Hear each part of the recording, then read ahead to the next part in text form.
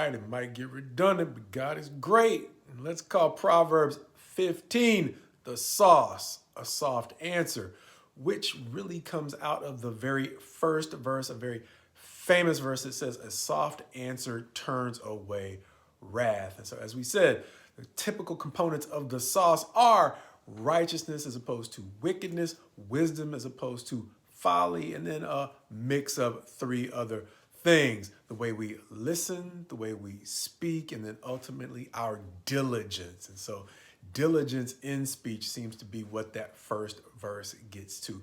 Not so much diligence in what we say as much as being diligent about how we say it. In this proverb that seems to have roughly 14 verses dedicated to that concept of wisdom, or either providing some wise counsel, roughly 9 verses to righteousness as opposed to wickedness, with about 10 verses, I said in the last chapter discussion, 10 verses that seem to be more or less neutral. And I think that accounts roughly for our 33 verses in this chapter. As we said, we are moving into the next few chapters that don't really seem to have a lot of compare and contrast at all. But focusing on those verses that deal with the way in which we speak, and likewise the way in which we hear. This time we had about 4 verses that talk about the way in which we speak, and about 6 verses maybe that talk about the way in which we hear. First of all, the speaking verses, as we mentioned, and as we have titled this chapter discussion, verse 1. A soft answer turns away wrath, but a harsh word stirs up anger. Verse 2. The tongue of the wise commends knowledge, but the mouths of fools pour out folly. Verse 4. A gentle tongue is a tree of life, but perverseness in it breaks the spirit. And then verse 26, the thoughts of the wicked are an abomination to the Lord, but gracious words are pure. Then the listening verses, I think, begin around verse 5, which says, a fool despises his father's instruction, but whoever heeds reproof is prudent. Verse 10 will read, there is severe discipline for him who forsakes the way. Whoever hates reproof will die. Verse 12, a scoffer does not like to be reproved. He will not go to the wise. As the last 3 verses of the chapter will read, the ear that listens to life-giving reproof will dwell among the wise. Verse 32, whoever ignores instruction despises himself, but he who listens to reproof gains intelligence.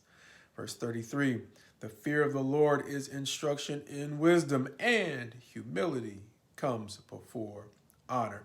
That we're not specifically talking about the way in which we listen, but the fear of the Lord is often a predicate in Scripture for following wise counsel or listening to wise counsel. But as we said, the subject verse has to deal with a soft answer turning away wrath, which reminded me that wise words are important, especially in times of conflict. But there are 2 relatively neutral verses that reminded me of the way in which melancholy, or just flat out sadness, seems to be a more subtle, or an even more subtle sub-theme in some of these chapters. Those 2 verses being verse 13, a glad heart makes a cheerful face, but by sorrow of heart the spirit is crushed.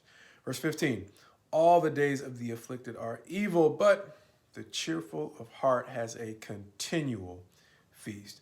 Understanding that, we mentioned in the last chapter, a young lady who isn't with us anymore, who had a brief period of fame and success, but as I often hear, fame and success does not necessarily cure sadness. Sometimes it can actually bring in some factors that increase it. So this young lady, as she was trying to encourage her fans, even a couple years back, as she was battling her own depression or sadness, in encouraging her fans, she reminded me of the way in which a soft answer can not only be important in helping to resolve external conflicts between people or people groups, but it can also be super important in helping our friends or helping ourselves in times when we are dealing with our own internal conflict, which is why we sometimes say, God's best to you as you go forward in Him. Or maybe more importantly, my prayer for you is my prayer for me. that God give us the wisdom to not only have a soft answer in resolving the conflict amongst peoples, but even more so, God willing, providing us not only the discernment to understand when people could use a kind word from us, but giving us the wisdom to understand, quite simply, what to say.